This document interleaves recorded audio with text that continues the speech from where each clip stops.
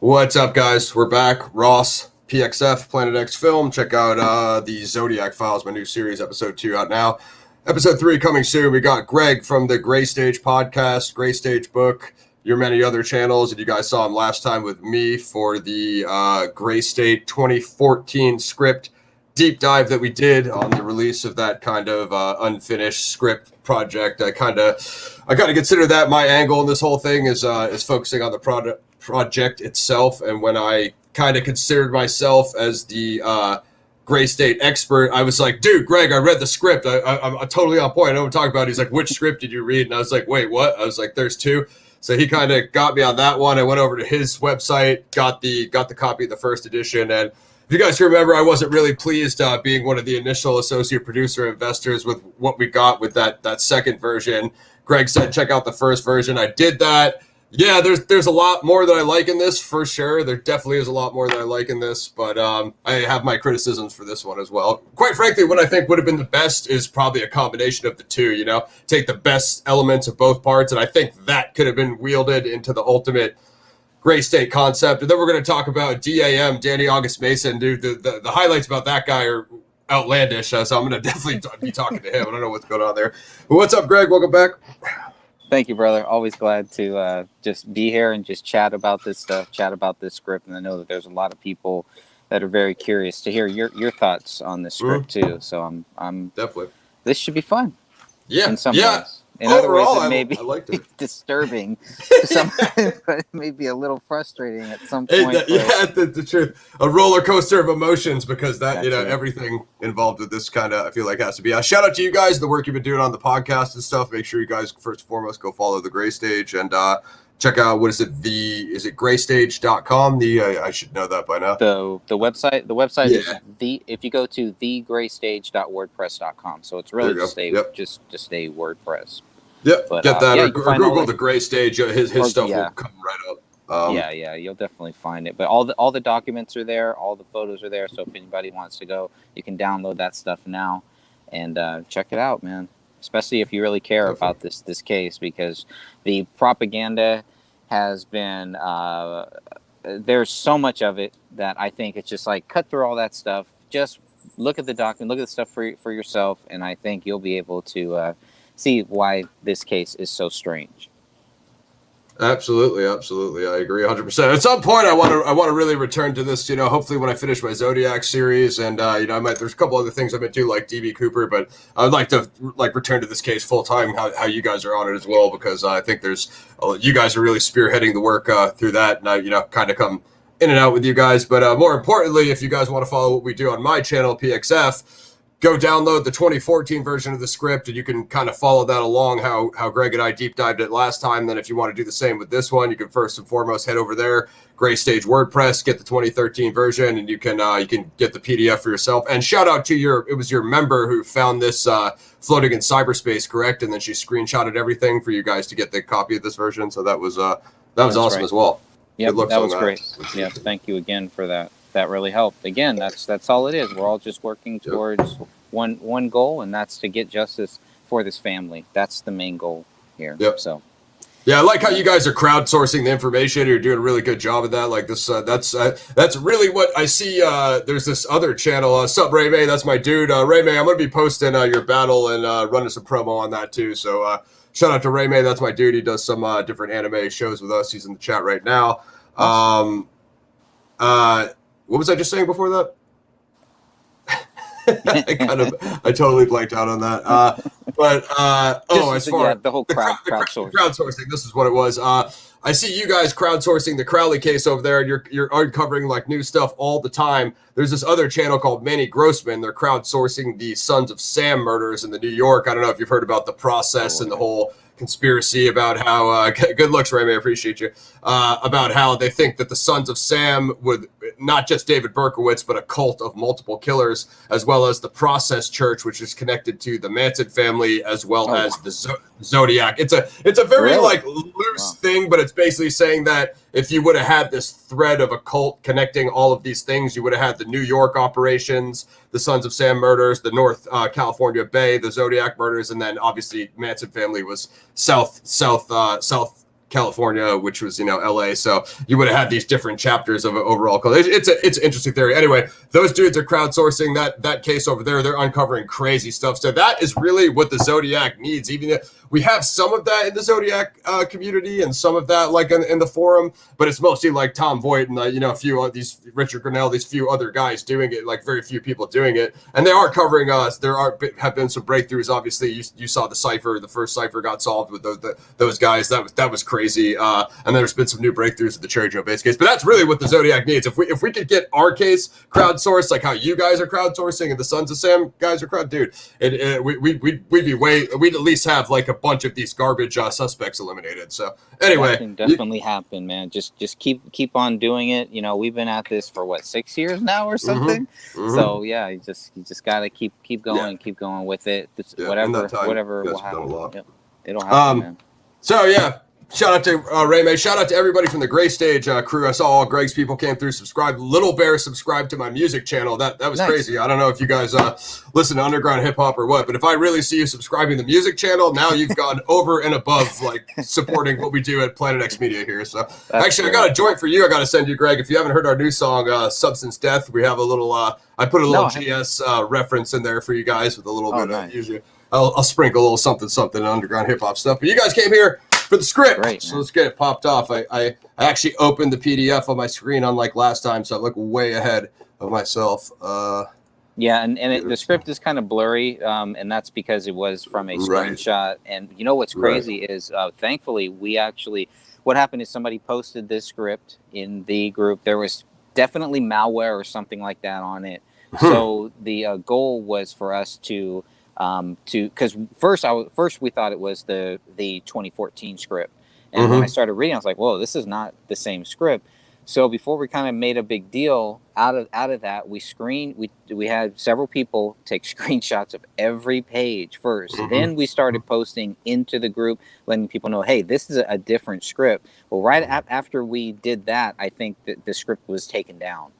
So it was a good thing that we did screenshot everything. Yeah, that's why the quality, if you look at the quality, that's why it's a little bit blurry. Yep. I see that. So here you go, guys. If you remember the last one, it kind of started off with this 9/11 Osama bin Laden thing. This one is quite a bit different. We're basically going to be doing spoilers, guys, unless you want us to flat out tell us in the chat if you're just so scared of a spoiler you want us to go over to the next thing, and then we could do that too. But anyway, I got to say what Greg said about one of them being Tom Clancy and one of them being Stephen King. Okay, a few things about that. Tom Clancy got ripped on all the time by Richard Marcinko and those guys for just being like a pencil pusher dude that didn't see any active combat. So I would expect way more realistic active combat from David Crowley than I would expect from Tom Clancy. But I totally get what you mean with the military style. Stephen King, I'm a New England guy. We're not gonna play around with Stephen King's name because he's the GOAT. He's the gold standard. So I see what you mean in some of this weird supernatural stuff with the Stephen King, but we're gonna tread softly on that one. Okay. So it's another weird intro, guys. It starts out with 1936 Germany. This character, Abner Nikasi, he's essentially this Nazi officer. Is that correct, Greg? And he's in 1936, and then it basically pans. It pans to later on. It pans to 72. I think it's Daniel's grandfather or whatever. But it didn't really make sense to me, and even how they brought this. Spoiler alert! How they brought this scene back in the end when he has that flashback. I understood the flashback, but I didn't necessarily understand why. But maybe you could explain that to me, or we could just gloss on to where it goes. But I do like this Daniel character. He's pretty badass. Yeah, I think that first scene, what it sets up, and it's just a few lines there, but I think what it sets up is the red book that we're going to see. They go back and they go back over that, and then it's basically about this Simeon character. And I think what they're trying to do, I could be wrong, but I think they're trying to make the connection between the whole Nazis and the cult. And so they're really, you know, just kind of messing with that. But I was hoping for a better payoff. Usually when you do the very first scene, there should be, because I see what they're trying to do. They're trying to have the first scene and the last scene, and it comes together. Right. They did something similar in the 2014 script, but with this one, it was a little like I didn't really get the payoff that I was kind of hoping for. But it really, with the whole script, I didn't get the payoff. Have you ever read the book 1984? Yes. After reading 1984 and after reading the script, I had the same feeling. I was like, it put me in a very bad mood.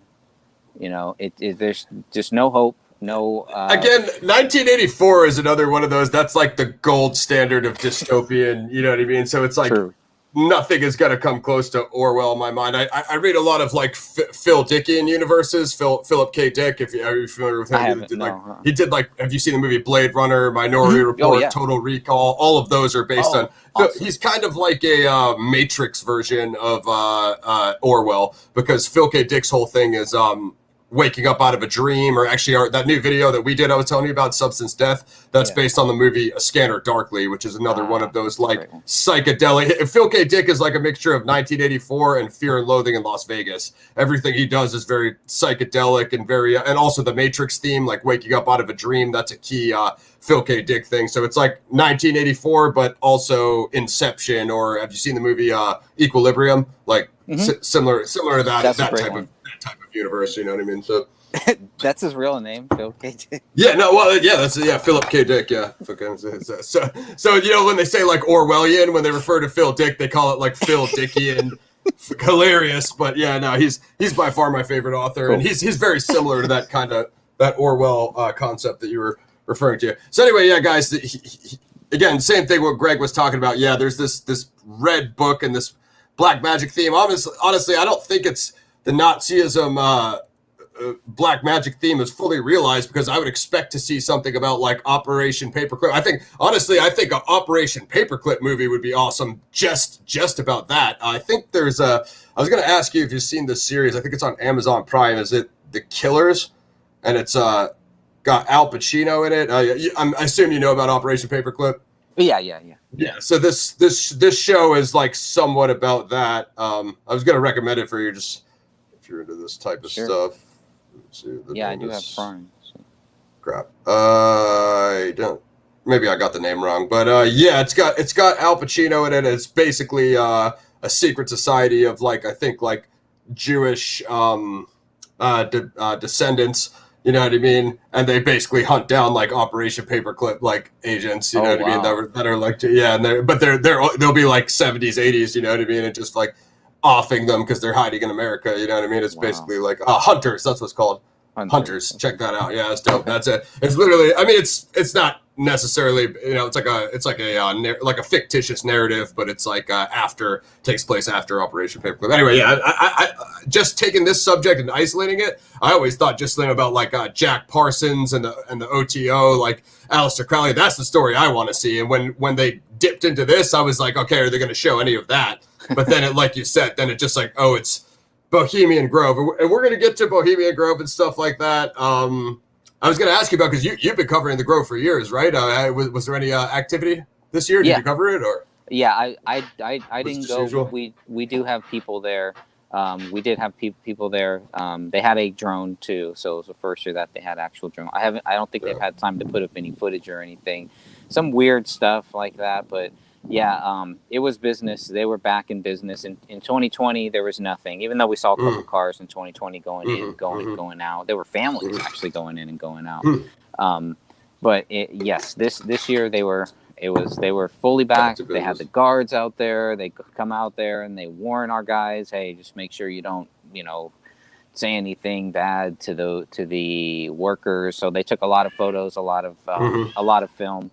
And there is a Resist the Grove Facebook page, so you can always go there and you can check out all of those photos. They have posted a lot of photos, a few videos, but I'm waiting for them to post like a real in-depth thing of everything that they have, and some of the drone footage. I'm curious to see, because I think the Bohemian Grove workers were not happy about the drone being there this year, so we'll see how that turns out.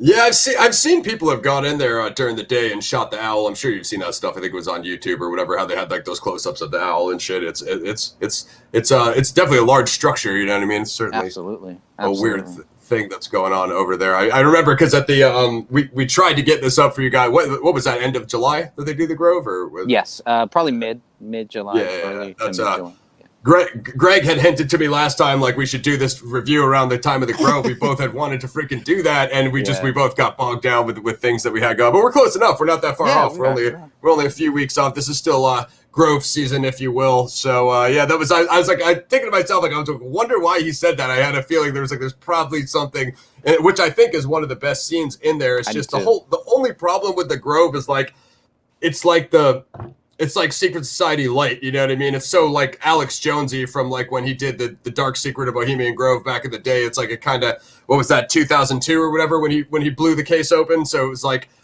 them taking that and putting it in Graystate. It just made me feel too like InfoWarsy. I was like, yeah, it's cool. I mean, everybody knows they do that like cremation of care ritual out there, but it's kind of like the overblown one, you know what I mean? Because of when Alex Jones did that documentary back in the day, he kind of exposed it. So I was hoping to see something a little bit like fresher from Graystate, but it's still cool. I mean, it's good content. It's a good scene. I think it's definitely one of the best scenes in there. But I don't know. What did you think? Yeah, I probably would have ended the whole film right there. I would have ended it right there. It sets up a good part 2 and everything, and you could even think everything that comes after that. You could even see that as a part 2, as a sequel to it. But that scene to me was so powerful, so visual. You have a guy, one of the main bad guys, who is basically like a walking demon or has some supernatural powers. There's because they go through the whole ritual of sacrificing somebody, and when they get up close, when these patriots get up close to the body, it's a child's body. So it really is going to say they're sacrificing children at Bohemian. But the only problem is that was what the whole Alex Jones Dark Secrets of Bohemian Grove was. That's what he was saying. So it was like I already knew that was. If you've seen that Alex Jones documentary happen and you see this scene outplaying, which is like I get it. That was, but like. Are we talking about the freaking upper echelon of like the Illuminati, like the darkest forces of the world, where you have these like psychic vampires and you know what I mean? You've seen some of these people on YouTube and stuff like that of the blood drinking rituals and whatever, this reptilian vampirism. I would expect to see something much worse than that than just the Bohemian Grove ritual. You know what I mean? Just because of the level, if you're dealing with pure evil, if you're dealing with pure evil, you know what I mean? Like, you're going to probably expect the worst. So I was like, yeah, I get it. It's bad, but it's like, it only showed you 1% of how bad it is. You know what I mean? Like, well, I mean, when the guy gets shot, the main bad guy, I think he gets like his throat sliced or something. And then a couple scenes later, he's back and he's fine. And you know, it's pretty trippy stuff. I think. Yeah, but for sure. No, I like the scene. I like that. That was, like I said, is probably my favorite scene in there. Yeah.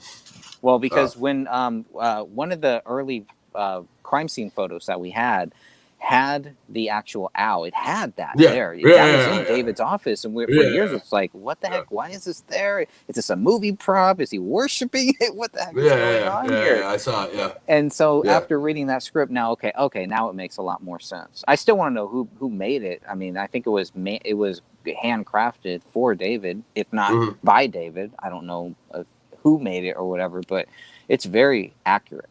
For sure. It was pretty trippy, but kind of like like a Red Dawn scene or something too. So all these patriots take over Bohemian Grove pretty much, and just start. There's just this huge gun battle.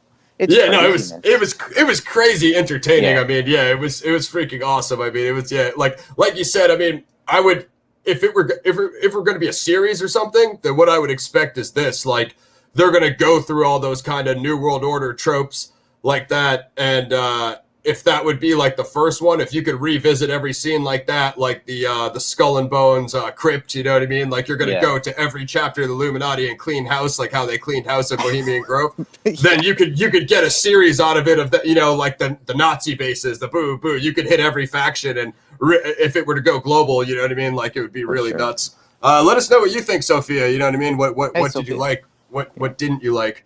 So we'll revisit that. Let's pop back to the beginning, because I think due to the current pandemic and Dr. Fraudchi, we will see some crazy things in this Graystate script. I've seen people mention this on the forum. If we head on over to page 7, and this is going to be fun because, you know, like you said, it has the different thing on the PDF, and then it has the page.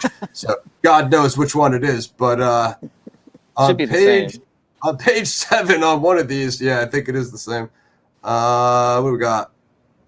We have a biometric device, and that's not what it looked good for. Well, we got the vaccine in here, which is crazy, the vaccine reference. Yep. The medical mask at the bottom of page 6, they talk about person in a medical mask, and then I was like, wow, okay, that's pretty interesting stuff there too. And like you said, at the top of page 7, the biometrics and all of that. So you could tell it's almost like a post-COVID world that the script takes place in. Yeah, that vaccine interested me because, I mean, not that it was the most impossible thing to, like, difficult because, you know, to predict, because it's not like the technology didn't exist or something like that. But nonetheless, you have to wonder with, I mean, of course, there it is. All around them are posters of RFID, vaccine, and political slogans. I mean, as Greg says, that sounds a lot like 2021. You know what I mean? I know there was a lot of whole hysteria about this due to the Graystate team's, you know, appearance on the Alex Jones InfoWars show. But you gotta admit, there are things that they got right in here, and the vaccine's one of them. That's pretty bugged out. Absolutely. Yeah, when I read that, I was like, wow, that's pretty accurate and pretty scary. We know that there's, in some of the other trailers, there's a photo of David's wife. She must have done some B-roll footage or something, and she's in a surgical mask sitting on a bus. And so I was like, wow, this is pretty accurate, and just a little bit frustrating. We did, you know, once the COVID happened, we did have a lot of people join the group because they saw that there was some type of tie, and they hadn't read the script yet, but they were making just those from the concept trailer. Just from the concept trailer, yeah. Right. Yeah, that bugged me out. That was a good start. I was like, I'm going to make a note of that, so Greg and I can talk about that. And that was pretty wild. I'm not going to lie. We had a conversation with David during our interview with him about art imitating life, and I think I was telling him about A Scanner Darkly, that movie I was telling you about. Basically, in A Scanner Darkly, there's everybody's addicted to this drug called Substance D, and it's actually the company who is, like, distributing it is also the company running the rehab centers for the addicts. And then when their minds are gone, they're taking them and working them in the fields. That's the flower that gets, you know what I mean? So it's all like a self-sufficient system, but, you know, at the same time, there's massive surveillance, and, you know what I mean, a lot of similar types of things that you see in all of these same projects. For sure. I think it's page 43, the mall scene with the black bag. I think there's some cool stuff there. Look at that. Take a little visit for you guys. 43 on the PDF, or 43 on the physical. Let's find out. Okay. Looks good. Yeah, I think it's the actual page. The page. Okay. Okay. Yeah, the black van, I guess. Yeah. Okay. Yeah. That would be page 41 on the PDF. Then 43 on the physical. Yeah. Script. Okay. Yeah. So we got Dragon. Yeah, he's one of the villains. Yeah, I was always trying to figure out, this guy is like almost like the main villain. He's like the sidekick, but really it seems like he's a lot more than just a sidekick, at least. Yeah, he was definitely insane. That was pretty wild. Yeah, he's the one with supernatural powers, definitely, because something happens with him. He can basically shapeshift, so he's kind of like a shapeshifter, and he does that. Yeah, the shape-shifting was interesting. I did like that. Was definitely a nice thing that was missing for the from the other script, because you could definitely do a lot with that. You know what I mean? Yeah, absolutely. That was cool. I was glad to see that. Even though that last scene is a little wonky, we'll get to that at the end. I'm just like, well, also like you said about the Red Book, like spoiler alert, we'll probably revisit this, but they do that whole Bohemian Grove thing, like you said, this crazy shootout, like shut down the whole ritual, blah blah blah, and then at the very end when they got to that last the summoning ritual at the end, and he's like, you see, I don't even need the red book. The power's always been inside of me. The power's inside of all of us. And then it was like, okay, I get the twist within a twist, but now it just defeated the whole purpose of that other Bohemian Grove scene of going to get the book. Which I get it, like when you're the good guys and you're going to do the thing that's going to stop the enemy, you don't necessarily have all the details, but then. Like, that's the thing of just throwing the extra twists in there just to throw them in there. I'm like, okay, that's like, now the Red Book is irrelevant. So, like, whatever. I kind of got going after it on some Indiana Jones stuff, but then kind of lost me along the... some Crystal Skull stuff. Okay. Yeah, for sure. So, yeah, there was I thought there was a pretty cool mall scene on there, but I don't even know. Maybe my numbers. It's pretty small. It's 41. You said. Well, that's where that's the one with the 8-wit dragon. But the mall scene I believe is a pretty. Like I know in the other script, it's a bigger scene. There's a lot more dragons in that mall, but in this one I'm not. I think it's pretty small here. Okay. It's escaping it. I mean, if you look even on page it's just agents chasing him. Page 42 of the.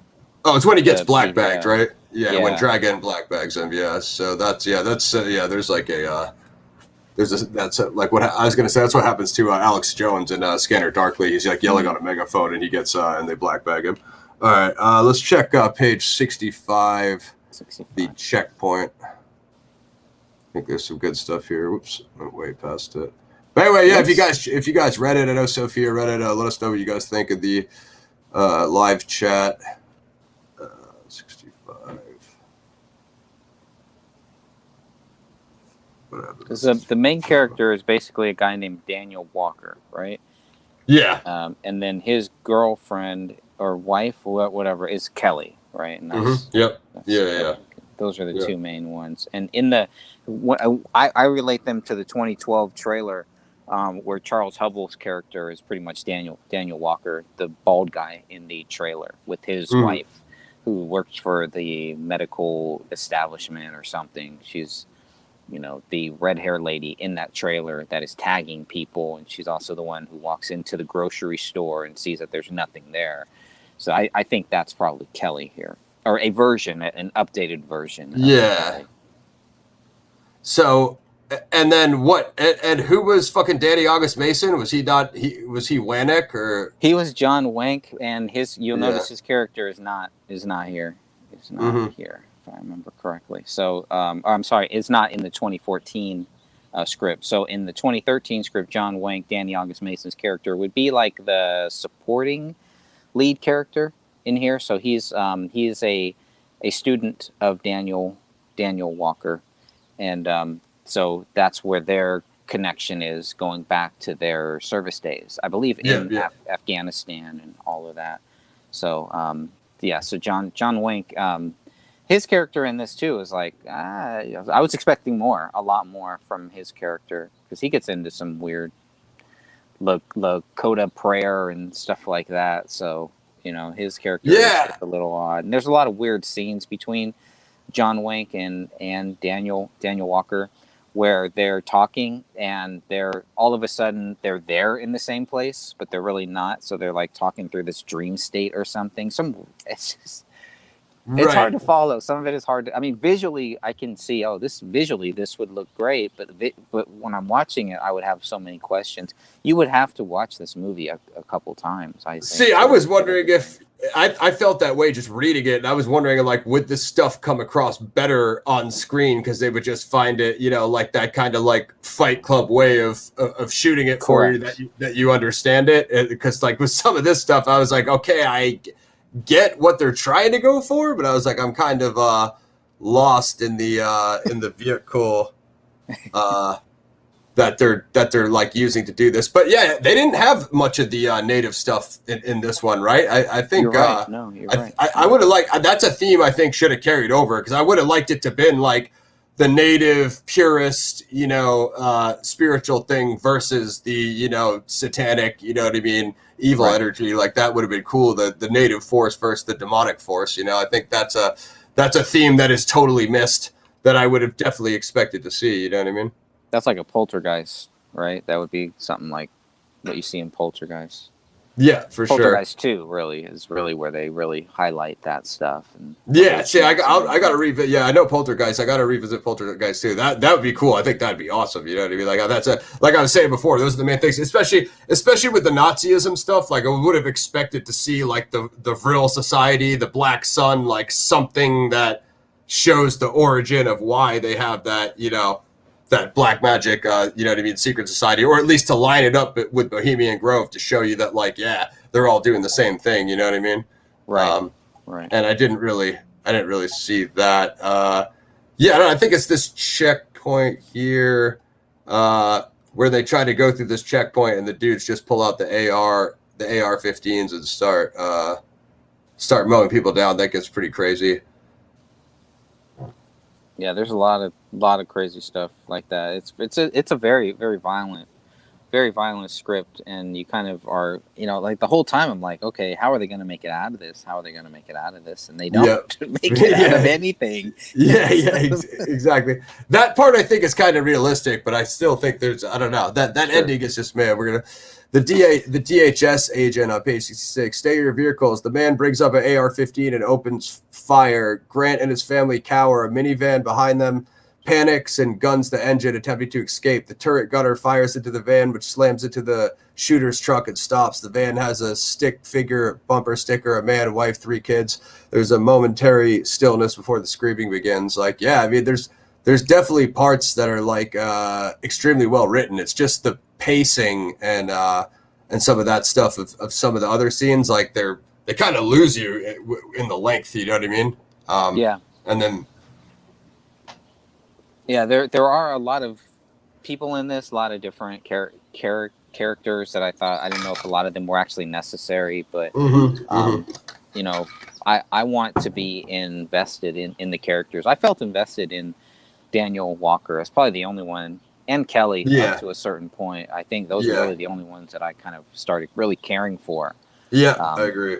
That was, and even the way they were going out was like, oh man, I don't know, like you said, the way they lost, it's like they've been fighting through this kind of unrealistic like revenge, adventure, and then when they get caught at the end, they just go out in this wimpy way, and like I don't get it, the Patriots and the 3% and all this stuff, but like it's like, even if you're a rebel, when you get captured, like you don't have like, there's literally, unless all of you have been killed off, right, as rebels, you don't have anyone else that's going to be coming to back you up. Like, hey, if I get captured, I'm definitely going to be here, and then have another, you know what I mean? Maybe that's a little too Star Warsy, but you know what I mean? It depends what you're going for, unless you have this ending where, all the good guys die, and then it's just like, unless you're not planning on making sequels, unless you're going to make sequels that are going to follow the expansion of the empire of the bad guys, and they're just going to increasingly gain more power. There's not ever going to be any good guys that could take them down. You know what I mean? It's kind of the direction that it seemed like it was going in. Yeah, hard to argue with that. Definitely. Yeah. There's, I don't know.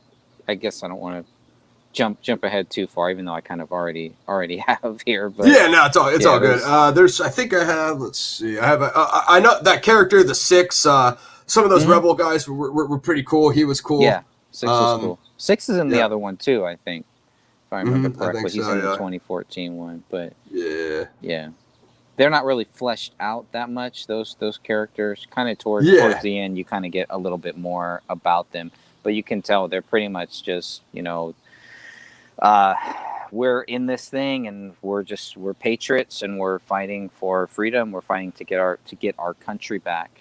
And then it's like, okay, not only that, you're fighting against something that has superhuman powers, and that is cult based and a very powerful source that is bigger than any Nazi group. That is bigger than any other group.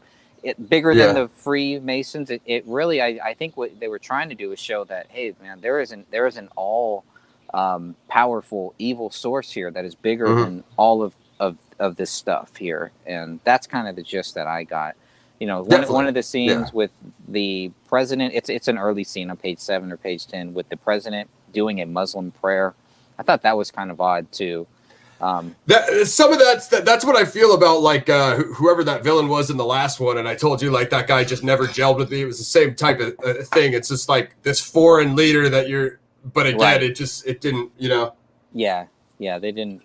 I didn't hate him the way I didn't hate. It didn't any fully of the realize, villains, like, yeah, for sure. Okay, here, these quotes on 79. Daniel, voiceover. We're the generation we've been waiting for. Our last shot before the abyss. Let's get it on. So yeah, he's got a lot of lines like that, and he has some good, some decent revolutionary stuff. Page, I think 92. There's a badass quote from the Six. But yeah, I mean, we could get into the. I mean, you know, the whole Operation Medusa and the way they organize it out of the operations is definitely cool. Let me get your thoughts on the whole thing about. I guess it's supposed to be the Red Dawn theme of the foreign mercenaries, the Belgian troops. It's like I understand about the whole foreign invasion concept, but the way it happened though just kind of felt like doing it just to do it, like just throwing them in there, but it didn't have any. Like you said, if it's an all-powerful satanic cult, what do they need to call in for foreign mercenaries for, right? It's like kind of like a little bit like overkill, like just to show that, like, oh yeah, okay, everything is this is globalism, but at the same time, though, it just I felt there could have been a better way to do it. You know what I mean? Yeah, the Belgian, why Belgian? I didn't really understand that really. I mean, it could have been anybody. It could have been any group, exactly.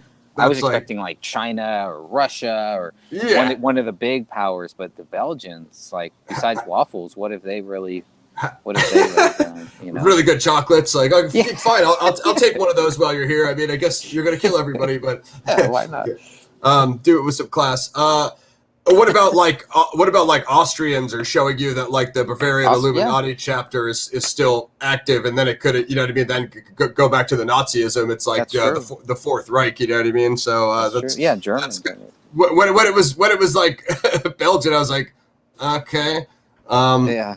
I mean, there must have been a reason. There must have been a reason for that. Maybe there's a big Belgian cult, big Belgian satanic thing. Yeah, for sure. And again, I guess maybe there was a reason. Who knows? I mean, again, that's what I think. I really think the best, like, take the majority of what you got in this here, just flesh out the whole satanic, demonic summoning, you know, magic, and figure out exactly what you're going to do for that, like in a way that works perfectly. Or whatever, how you got to relate to its storylines, like you said, for the callbacks to have a worthy payoff.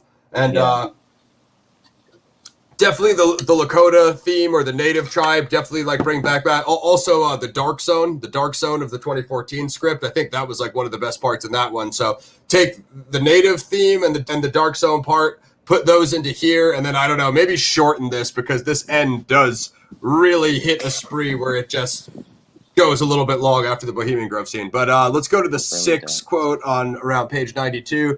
Right now I'm on page 90, guys, if you guys are trying to follow along. The Six voiceover: you've destroyed our cities, murdered and imprisoned us, and declared us enemy combatants, subject to the laws of war. It's basically like his voiceover. I like some of these series of shots, montages that they do. I think this really would have been one of the best parts at Graystate. There's one right here. I'll read it just because I'm on it. The light wing aircraft lands on a deserted roadway in a redwood forest. Six and the others hop off the plane. They are met by other ex-military types, embraced like old friends. Six in total camouflage slowly climbs a tree.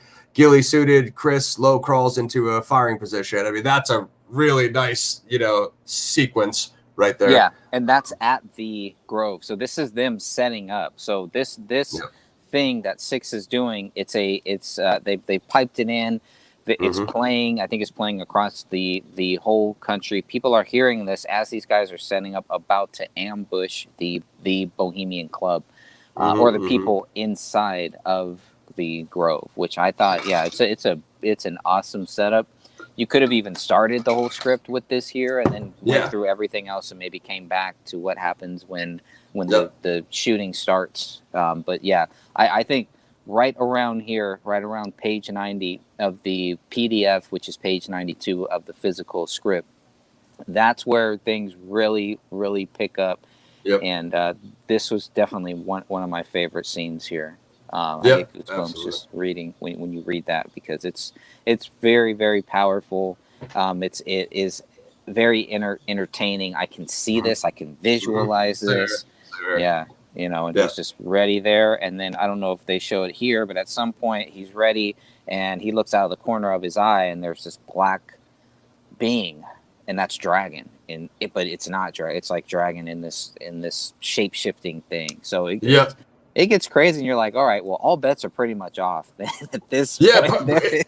If I understand it correct, part of the ritual of sacrificing this child is, what they say about these upper level Illuminati reptilians is that, drinking the children's blood with the adrenochrome is, they didn't really show that, but by sacrificing the child's energy, like he's able to, upgrade his freaking demonic force here. And there is some amazing dialogue from the Six on these voiceovers. So dictators die at the hands of their people. Now it's your turn.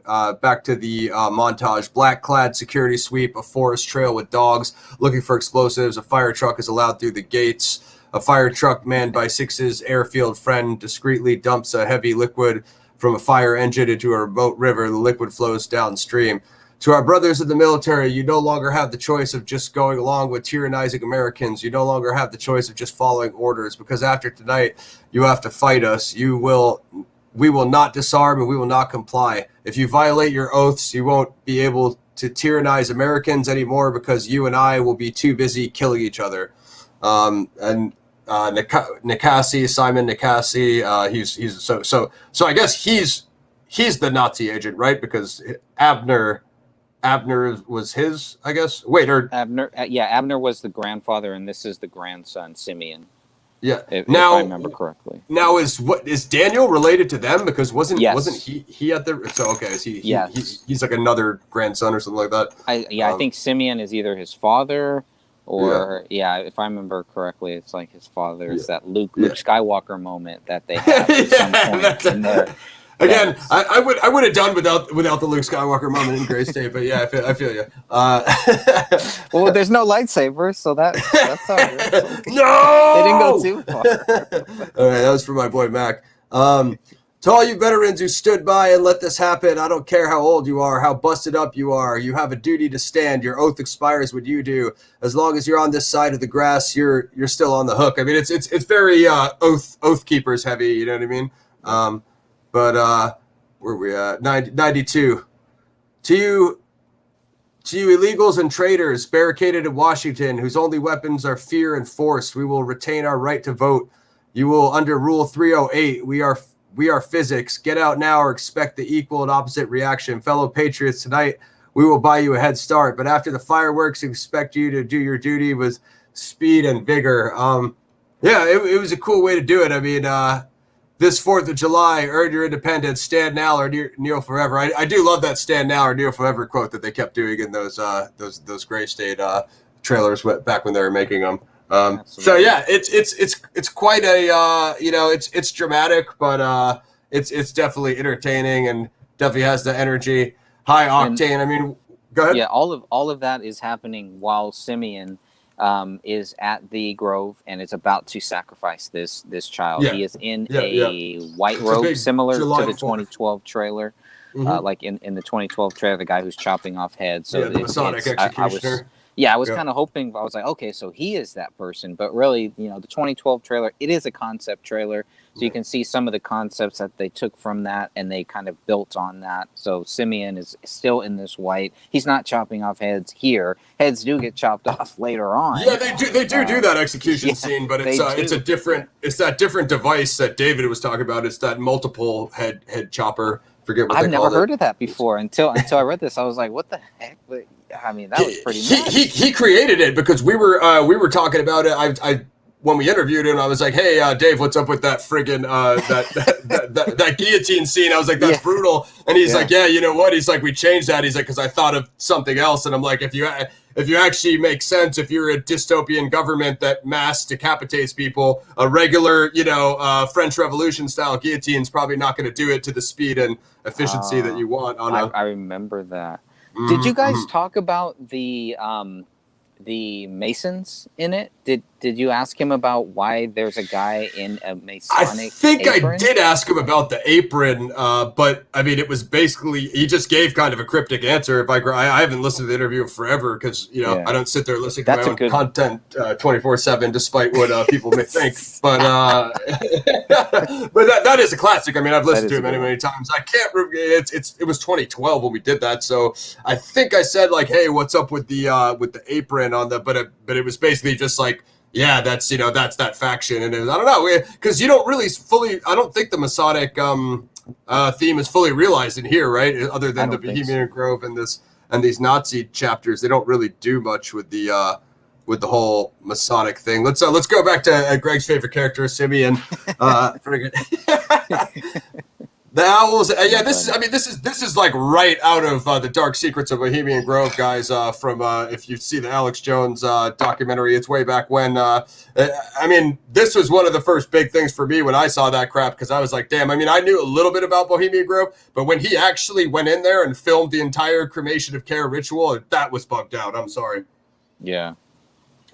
I'm not a huge Alex Jones fan by any means, but just back then, what he was doing back then with those early documentaries was pretty crazy. So if you guys have seen that, I don't even know if it's on YouTube. I think it used to be back in the day. I don't know what's allowed anymore with you guys in your feelings. But this dialogue is like directly from the priest in that Alex Jones documentary. The owl is in his leafy temple. Holy are the pillars of his house. Weaving spiders come not here.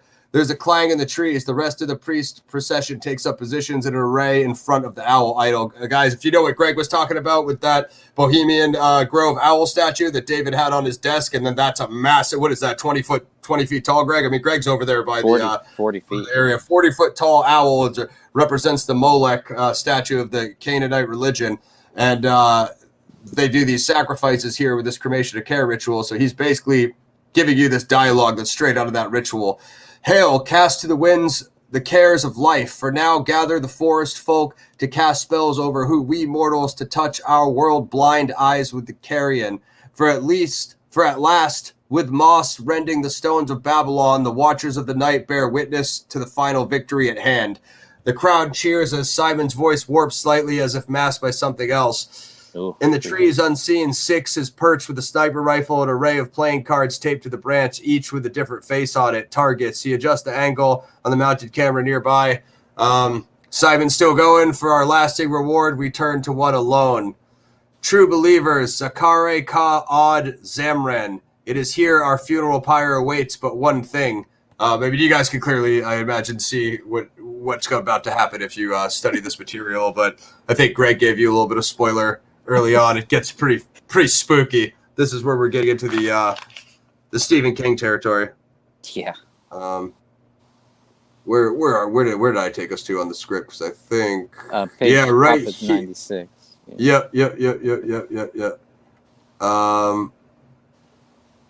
So they have the effigy there. Obviously, the crowd cheering. This is right out of the cremation of care ritual. Old world fire shall have its will of thee. Through this cleansing of fire, once again we are set free upon earth. Let's see. Chris watches as the priests drop their torches onto the body, which immediately is set ablaze. There's a terrible screaming. That's the part that Alex Jones is saying. Like, you could hear the person screaming, and it's definitely you know what I mean. I don't know. It's you can't really see from 1,000 feet back like you are in that documentary. So if they're gonna get the camera closer up here in this Graystate scene, we're really gonna get to see what's going on. So well, that is part of the quote unquote play that happens at the Grove once the fire. Yeah. They bring the effigy out over the river, like No, I've seen the whole thing.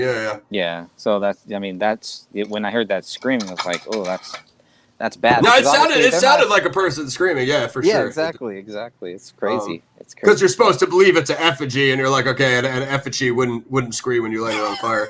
You know what I mean? It's not that good. It's not that difficult to determine. So page 94, is a really good scene. This is, that's the whole setting of Fire of the Effigy. So you guys can read the script and tell us, when he gets up close there, there's a big fight between Six and the Patriots. They come right down on the owl. I mean, it's an awesome scene, like Greg was saying. It's we'll give you guys a little bit of it, I guess, since no one's protested on spoilers yet. Six arrive, page 95, middle of it. Six arrives at the owl, methodically shooting down priests who are fleeing into the woods. John forces Simon to his fleet, the ritual knife in his left hand. John to Six, the book. So they're trying to get the book up there, guys. It's pretty wild. This is where John has the tomahawk. Okay, so he does do a little bit of native stuff, but it's mostly just him using the tomahawk, right? It's not much else other than that, which freaking badass. I loved it. I think he should use it all the time. Yeah, great. John, you're talking about Danny Mason's character, John Wink there. Yeah. Okay. Yeah. Yeah, so it's mostly Dan and Kelly and John up there. Six, they have a pretty good square off, and then you have a little bit of black magic stuff that happens. Shout out to everybody who's tuning in. Let us know how we're doing, guys. Let us know what you think. So let's go to I think I got some notes here for us, guys. Let's go to right around here, 98 to 100. There should be some good quotes. So let's take us back a little bit. This is okay. Six draws a pistol and shoots Simon through the head. He goes to help John, but gunfire erupts near him and bullets shatter the area, driving them apart. That's pretty extreme. Yeah, shoots him right through the head, and he'll be back. Exactly. I was like, okay, well, he's done, but nope, he's not done. Yeah, it's pretty cool because when you're reading it in text, they kind of gloss right over that, like you said. But like in the movie, you would certainly take notice to that on screen. I guess they were broadcasting that live for the revolution, something Correct. Like that. Correct. Yep, they're broadcasting this, or they were broadcasting something live, or something was piped in, and then while all of this is actually happening. So, but if you go back to the same page 98, to the very top, that's where it does say it talks about the child, and so some parallels have been made regarding what really happened with David, as far as him dying, his wife dying, and the child dying, and you could make some of those connections, the parallels, I think, may be a bit of a stretch, but towards the end, I was like, oh crap, well, yeah, there's a few at the end that make some sense, but and read if you read the sentence up there, Six suddenly sees blackened ribs, and we know that for Rania, one of her ribs was actually fractured, and so that's pretty creepy. Whether it's a coincidence or anything like that, they're talking about a small child, it's still pretty freaking creepy to me. Yeah. I hear you. So this is page 100, guys. It's a Daniel quote. The only truth about people is that we create monsters of each other. And the real horror is not that we train children to hate and fight and kill. The real horror is that they're good students. And if that's where I come from, how can I ever be better? I mean, there's some high philosophical stuff in here, and that's really what I was hoping to see the most from Graystate, is that revolutionary state of mind, a la Che Guevara, guerrilla warfare, and see if they could capture that and harness it to a spiritual revolution against the New World Order. And some things deliver, and then some things are just so all over the place, like because the script is so long. That's the only thing about it. Do you think maybe there were too many writers, too many people in that writing room? Yeah, way too many. And I mean, also not only that, like I said, like we got to figure out what we're doing here. Like, are we using the first one, or are we using the second one, or what? Because if you're gonna hire like I was talking about last time, if you're gonna hire an industry script writer, they might just take all of the content that they have like right here. in these two versions and be like, and cherry pick what are the strongest parts. And then, I imagine a lot of this stuff would probably get cut. Like you were saying, like some of these secondary, there's no way I see that this works for a feature film, but like if what they were in talks with MEG was like a season one, like a Netflix season one or whatever, a streaming season one, then maybe you'll see everybody, because then they have 10 episodes to draw this thing out. So instead of like a 2-hour movie, 2.5-hour movie, you can go an hour episode and, you know what I mean, have 12 or 15 episodes, you know what I mean, whatever. Then you could probably cram every little side character in. But like you said, with all this extra material, extra scenes, 5 endings, and all these side characters, in a feature film, I imagine you would not see all of this. You'd probably see a lot of this stuff get cut, you know. And for an action movie, dude, action movies are short. Action movies are like hour 15, hour 20, you know what I mean? So some of this extra, depend if it's going to be an action movie, if it's going to be a semi-action with a New World Order backdrop, but main center story is a love story. Like, it depends what way Hollywood would take it, because they always do a love story. So, you know what I mean? You might just have a 3-hour love story with some New World Order stuff happening in the background. You know what I mean? In the background, might be a freaking musical by the time he gets to Hollywood. Like, that would be interesting to see, a musical. Not for me. They would X my name off that crap right away. The guy singing while he's holding the severed head and everything. Yeah, dude, I like where it's like a kind of Shakespeare. It's like an Evil Dead the musical, like Shakespearean kind of to be or not to be kind of thing. It's like it's like a John Woo movie where they're like spinning around shooting, but instead he's like singing his songs like while he's like mowing guys down like at Bohemian Grove. You know what I mean? Yeah, blood is splashing on people in the audience as this is happening. And, all over his face while he's hitting his solos. You know what I mean? It's like that'd be a funny ass rendition of the cremation of care ritual for sure. All right, looks like I had a badass quote from somebody on 117, but my handwriting is literally atrocious. So let's see if I can find the character I was looking for. And then pretty soon, we're gonna get into these ending scenes, guys, with the big fights, and lead you guys into the big war here. So, like, that's the other thing about like the DHS director. Like, when he comes in and like they basically end up like going for him, but it's like you already had like Nakasi, you already had Simon, you already had Dragon, like you said, like you already had these several main villains, but then they brought in him, and then it was like everyone was just like going directly for the DHS director, and I was like, yeah, I get it. He's in charge of that, like, whatever FEMA coffin program, but, like, what about all these other guys who have been hunting you since the first scene, and you've already had all these big fights for? Now you're bringing in this other guy that we hardly know, and then I think he's the one who brings in the Belgians, right? So, like, his job was to just bring in foreign mercenaries? It's like, doesn't America already have the biggest, like, military in the world by far? So why would we even need to bring in foreign mercenaries, you know what I mean, to fight off some domestic rebels? It didn't really make a ton of sense. I think a lot of that, I think what they were trying to do, it just didn't really get fleshed out, is that there was so much resistance here that, and I think a lot of people also think this too, if something were to happen, it would take a Red Dawn type thing. It would take foreign troops, and we were told that. Obviously later on, my views on that kind of changed. Like, no, actually, I think a lot of people were right when they said no. It'll come from our own people, and so that's a very heavy concept too. But people can for a film, I can see it's easier if you have foreign troops, because if I see the foreign troops die, then great. I don't really care as a film watcher. Yeah, I'm not invested in them. But if it's the Patriots versus the Patriots, then it's like, that takes it to a whole nother level there too. So, but I mean, wasn't it both? It's a domestic issue, and then the DHS brings in the Belgian troops to fight the American rebels, right? Correct. Is it, right. So at that point, it's I think. I don't know. Well, I also think, like how we talked about, this is kind of like a post-COVID era. So the population doesn't have guns. They don't really have any way to really fight back, except for to run, hide, and kind of get some cachets that they've been burying for years.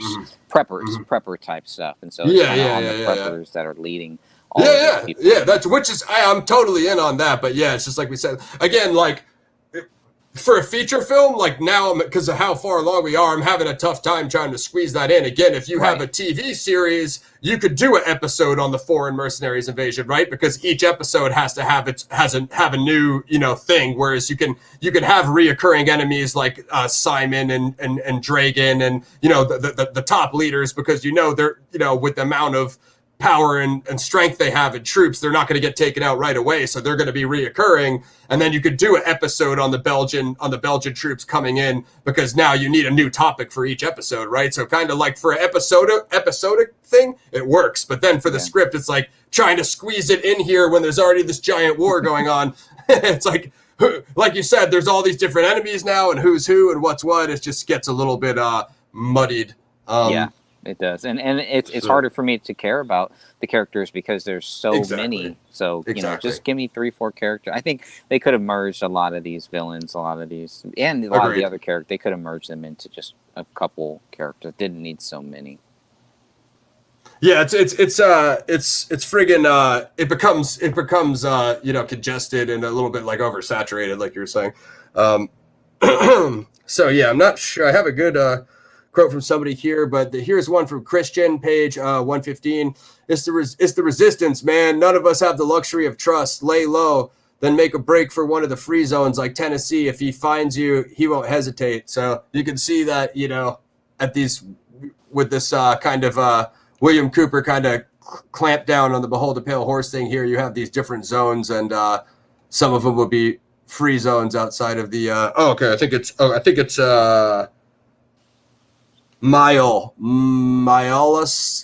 Cesarak, is he the Belgian or page 1. Well, hold on, was he even on that? Yeah, I got him. Page 117. It's 116 right here. Yes, your country was the most violent in the world before the success of the purges. I witnessed the savagery of the attack, and then is this back to I don't know if this is a reference of the purges, or what, or this is the purges of the Patriots in the Graystate universe. Yeah, it's kind of what it looks like. I mean, they're in the GNN studio, which is another reference that lasted from the trailer too. Guerrilla News Network. Guerrilla News Network. Yeah. I think there is somebody that used that name. I just didn't like the use of the purges, because a couple of the purge movies were already out at this time, right? So I was like, it's the Graystate universe mixed with the purge universe now. I don't even know. I'm confused. When did those movies come out? Do you know the purge movies? I thought they came out after his death. That first one, dude, was probably like, I remember seeing that in the theater a way long time back. Okay. I don't know. I haven't seen any of them. But last one. Oh, I guess you're right. It looks like the Purge one was 2013. So 2013. I guess they theoretically could have been writing this at the same time. That last one, the Forever Purge, is the worst thing I've ever seen in my life. Matter of fact, don't watch those last two. There's like 4 or 5 now, dude. It's gotten out of control. They purge themselves. There's too many purges. Stop purging. The purge I don't know why this turned into a purge roast, but Greg knows what he's getting with when he comes on my channel. So this guy, Mael Sarzak, I can't remember if he's the Belgian or who. He's talking to the Senator Ulrich. They're Charlotte. asking him. Go ahead. And Charlotte too. Yeah. The news lady. Yeah, so I guess this is an interview. They're asking him this question. There were terrorists here at your studio last July, and it was these purges that, Senator, please, and Mael Cesarek, no, I'll answer the question. The illegal is frequently necessary, but the unconstitutional takes longer. The new constitution dispels these individualistic notions that have perpetuated war agreed throughout man's history. Individual states must yield to an international authority in order to embrace peace. If humanity is to rise, we must let loose some, as you say, ballast. Yeah, I mean that concept is pretty good. The idea of these foreign entities wanting to come in and take away the state's independence. I think that is somewhat explained decently. What about you, Greg? Did you find that fully realized? Yeah, I would say so. I think I kind of got stuck at the top, at the bottom of page 118, where Charlotte is talking about the Bohemian Grove thing, calls it a lavish weekend retreat, which says where the bones of a dozen children were reportedly found in cages. Oh yeah, that was definitely. another one. Was like, oh my god. I mean, that you hear stories about that stuff, and it's just very disturbing. And these guys, the senator, this other character, they're all kind of part of that. It's kind of what they're like hinting at, trying to pretty much let you know, hey, they're also in on this, and maybe trying to show how deep that this whole thing goes. And these guys are pretty much giving you their game plan and trying to justify what they're doing, which is what we see our governments do all the time, try to justify why we have to go into other countries, kill other people, blah, blah, blah. It's for your own good. Why do you get these shots? The price of freedom. To protect, the price of freedom. That's it. That's exactly it. And it's just so twisted here. But, I think back then, I think this is what they were really thinking was where the world was going. And I think because of what David saw when he was serving, he could see that, it was like a test run for everything that was going to come here. So I think they kind of jumped the shark on a lot of the stuff here, but I can visualize where they're going with it, what they were trying to do. What I like about this whole thing is that this is the 2013 script, not the 2014 script. This is an earlier version, and obviously David threw out probably 90%, maybe 99% of this 2013 script got thrown out. Okay, let's talk about why that is, because I'm pretty sure Danny August Mason was the conspiracy guy of the two of them who did conspiracy lore, and I think a lot of this Bohemian Grove sort of black magic, all that stuff was this is just my theory, was his angle. And when David was removing his character, he cut out all the conceptual stuff that he got from his side of the story as well. That brings me to my point. At one point, I respected Danny August Mason as a possibly talented actor and possibly talented writer. With that being said, recent events in the group, dude, what is going on with that guy, dude? Are you serious, man? Like, I don't even understand how someone's life can fall apart like that.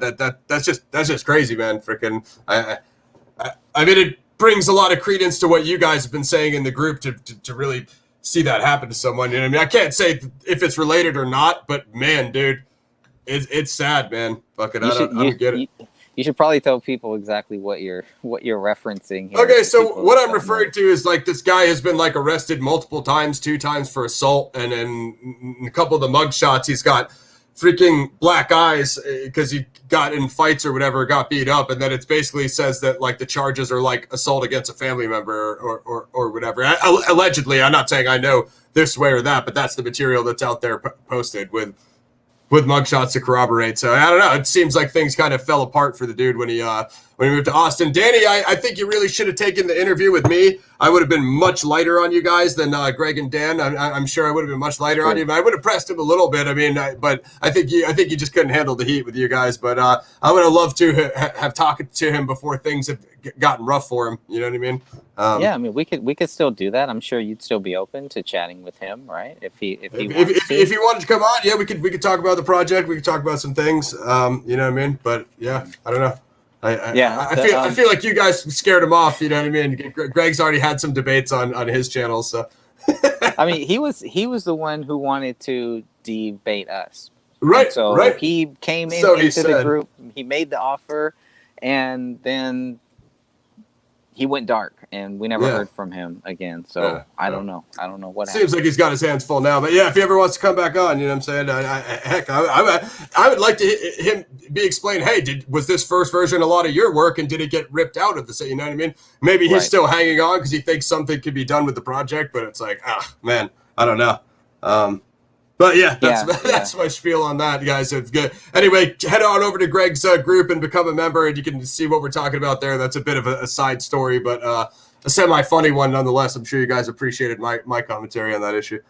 Yeah, I didn't realize he had black eyes in both of the... That's what I was referring to when I made my comment. Was it the same eye, too? Was it the same eye? I don't remember. I couldn't really see it in that first one. It wasn't as pronounced, but it was definitely like it was this eye in the second one. Okay. I mean, this is way off topic here, but have Yeah. you seen those photos of all of the politicians, all of those people, even the Pope, and they're people that people kind of think that they may be involved in some cult thing, and they all have the same shiner. Have you seen a lot of that? I mean, stuff? I haven't seen the shiner, but I've seen them like doing like the right eye Yeah. thing, and like there's a lot of the Yeah, there's a ton of photos. Somebody did like a whole like thing, an initiation ritual. yeah, something like that. It's like, wow, they all have the same shiner on the same eye. These are all corrupt people. It was just when I saw that, I was like, oh, that's a little odd. I don't think it's related to it, but that's weird. I think he's just getting his ass kicked. My whole thing is like, bro, like the way you guys pitched us these friggin' trailers at the beginning is you were this Jeet Kune Do badass, and how are you?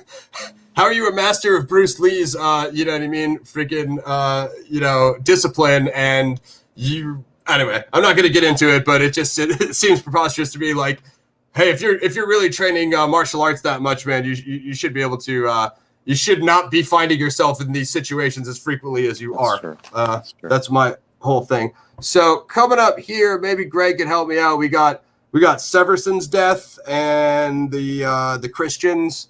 The whole thing with the Christians, which I don't know. I don't know about that. Let's see if we can find Severson. I was hoping there would be some Christian payoff. You see all this anti-Christian stuff throughout this whole script, and I'm thinking, okay, well, this is a Christian movie. Great.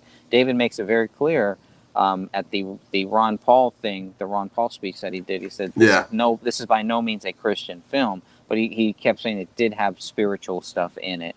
I mean, to me, this is like anti-spiritual stuff. When I think of spiritual stuff, I think of positive stuff. But I guess you could also think of spiritual stuff as anti-Christian stuff. Could also be, for some people that is spiritual stuff, I guess. But those comments were confusing. Quite frankly, I was like, I think with Graystate, you can avoid it. You know what I mean? Because if you really want it to be this universal thing, of course, like you said, like you already did the Muslim thing and the Nazi thing. At a certain point, like, I feel like you could easily do good versus evil without bringing Christianity into the thing. But you already did Bohemian Grove and made it weird. So like, what does it matter at that rate? You might as well just go for everything, right? Pretty much. There's no going back at that point. I mean, you have to go forward because now you've teased something really big that everybody knows about. They know whatever their view is on what happens at the Grove. You've kind of set it up, and now you're saying that they're sacrificing children there. So, I mean, it kind of, all of the Graystate, what the Graystate is, the police state, the takeover, all that really gets lost in this script because it's more focused on a paranormal thing. And we're going to definitely talk about that because after I finished reading it, I went back and read it a second time, and it was completely different because now I'm looking at it as a paranormal film. Whereas when I first read it, I was hoping for a police state film, and I did not get that. It was there, it was in the background, but it wasn't front and center like David's trailer looks like it is. Exactly. Yeah. That's what I think too. It's like you can have the overall macrocosm of the police state film and just have that paranormal entity just be that's that little capstone of the pyramid at the top. Like, it's based on that ultimate evil, and that's that, kind of like that 1% of it where there's that supernatural ultra evil, but 99% of the thing is just control. 99% of the tentacles are just control. You know what I mean? That makes sense to me. I think people, what they wanted to see was, okay, how would the Graystate get formed? If something did happen, if they were going to take over this country, how would they do that? And I think that's what we were expecting from this 2013 script, and we definitely did not get that.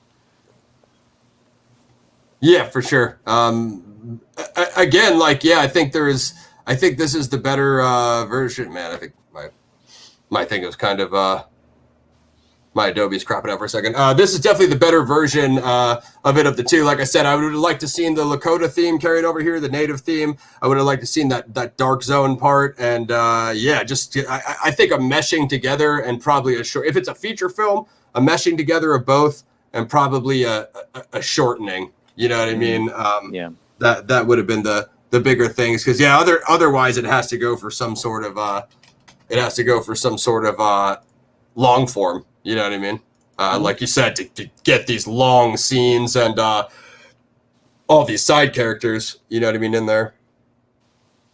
Yeah, I don't think people really care too much about even John Wink. He kind of gets lost in a lot of this stuff too. Yeah, exactly. Like, he's there, he's not there. His character, I thought his character would be a lot more central to this. The way you see the freaking concept trailer, I thought he was the main character. Exactly. I thought he was leading that revolution of the of the military, like a rebellion inside the military against itself. You know what I mean? Right. Which he kind of is, but it's that story is not fleshed out. It's more of in the background, and at the very end of the script, it ends with John Wink. So it's like, yeah, it's setting more stuff up, but it's like, just end the story at some point. There's just too many, things where it's like you could have ended here, and here. They just kept going and going and going. Well, like you said, because you set up, like Simeon, Draga, the dictator guy, the DHS. Now you have like 4 or 5 major villains, so now you have to hunt each one of them down individually and take them out. So it's like each one of those is like an additional ending. Right. What do we got from Linda?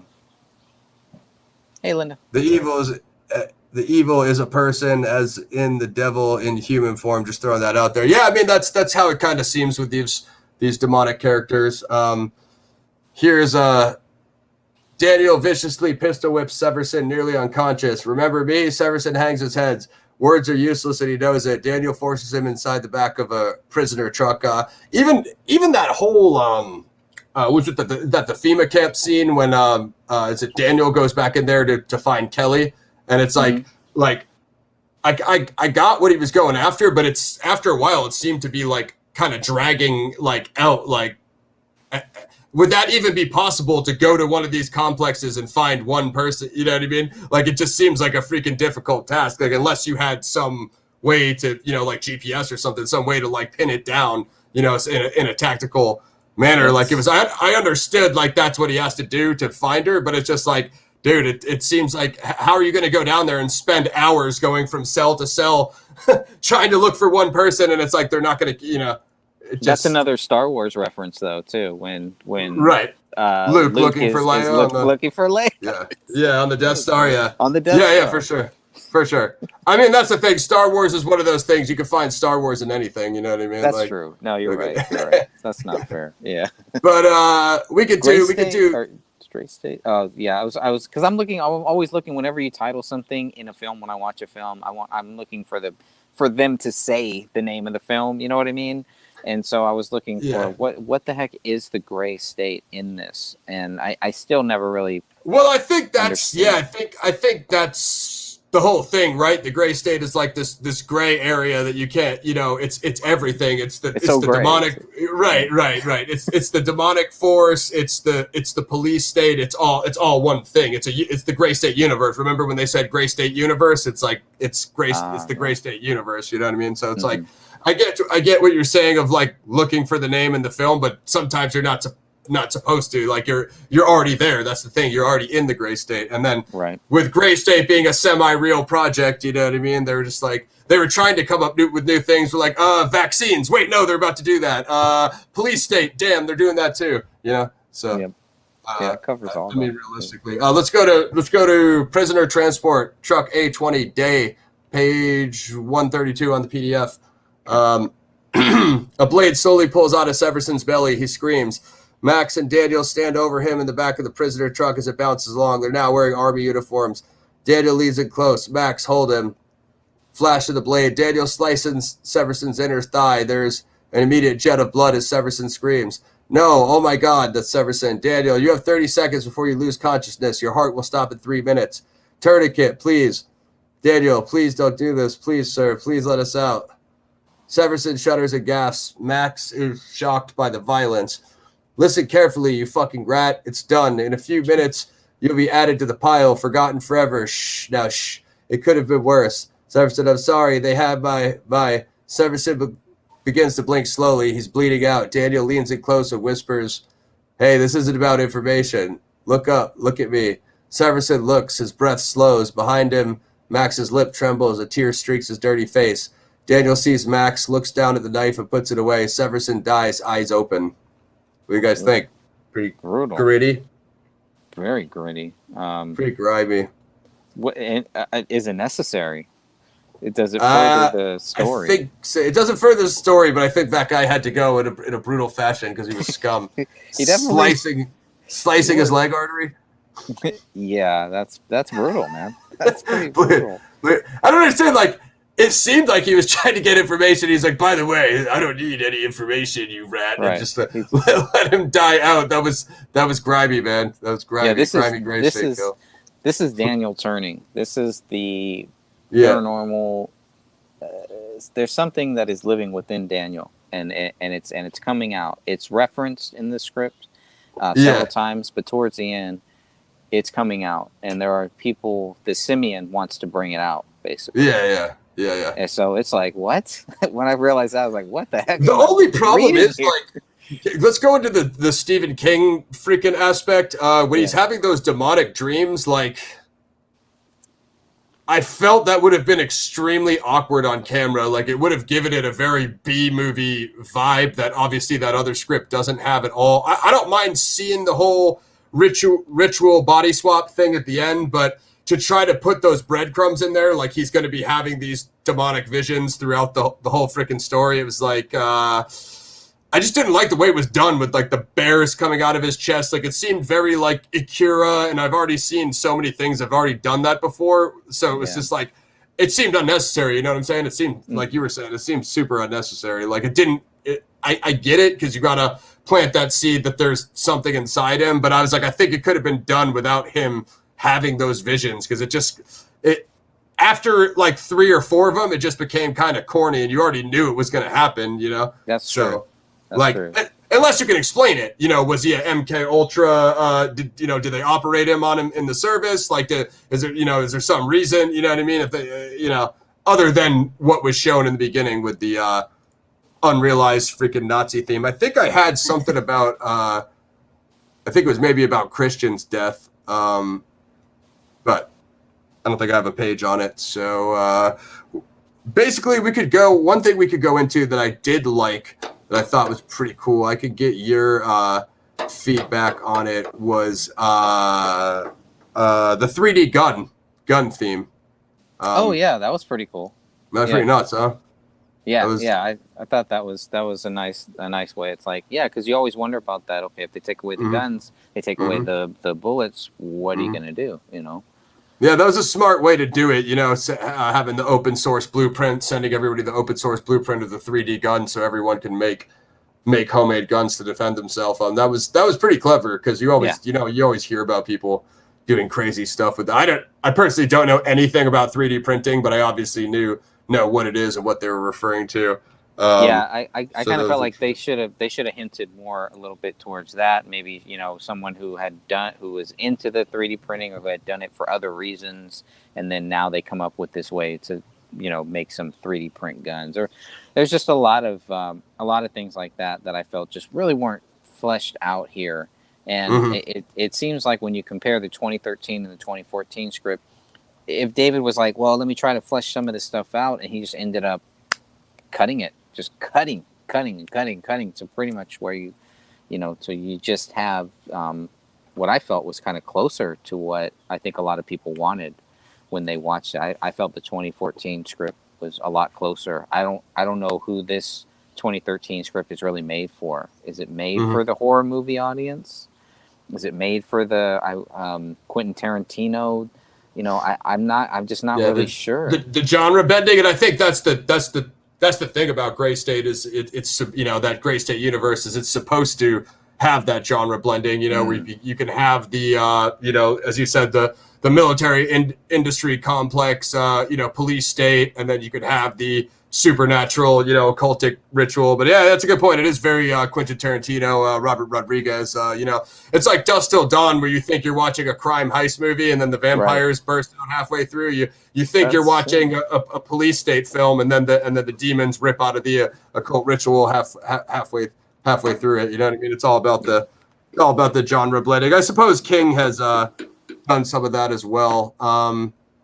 Looks like we got a pretty cool fight. The 147, the big fight with or 144 to 147, the big fight with the Rangers and the night vision. Bring you guys in here. A Ranger platoon hustles in a 81 millimeter mortar section to the roof and begins laying it in.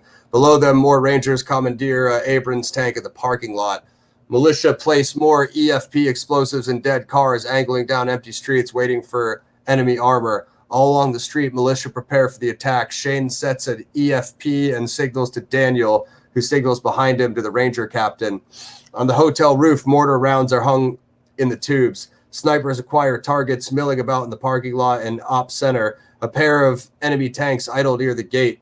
The captain walks into the street and pops a flare. The Ranger sergeant on the roof signals for the mortars, rounds thump in tubes. There's a long pause as the troops wait for the blasts. All at once, rounds impact all across the gate and parking lot. The Ranger tank rounds the hotel corridor, firing into the closest tank. Gunfire explodes across the lanes as the second tank is taken out. Jay leads her squad across the street through the gap behind the Ranger tank as it crashes through the fence, crushing the gate. On the roof, the mortar squad switches ammo. Ranger Sergeant load Willie P. Shane watches as Jay and her whole squad are cut down in a burst of gunfire. The Ranger tank is knocked out. This is all we have left. Push. That was Daniel. So this is a pretty wild sequence here. I guess I'll give it a little more for you guys. The whole militia line surges across the street and into the lot as snipers and mortars open fire. Shane finds Jay on the ground as the nearby tank's ammo ignites, flames shooting out from hatch and cannon. Friendlies across the battlefield wear red chem lights for ID. The advance looks like a rave through Max's night vision. Yeah, I really like that night vision shot. Militia swarm enemy vehicles, dropping Molotov cocktails down turrets, flares, flashes, screaming. Max's bullets find targets as more militia and Rangers push into the parking lot.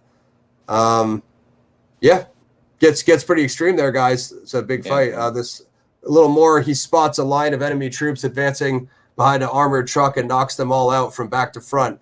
26, 27, that's Max counting off like a lunatic. White phosphorus mortars impact, burning the Humvee and everyone around it. Max's eyes go blank from the carnage.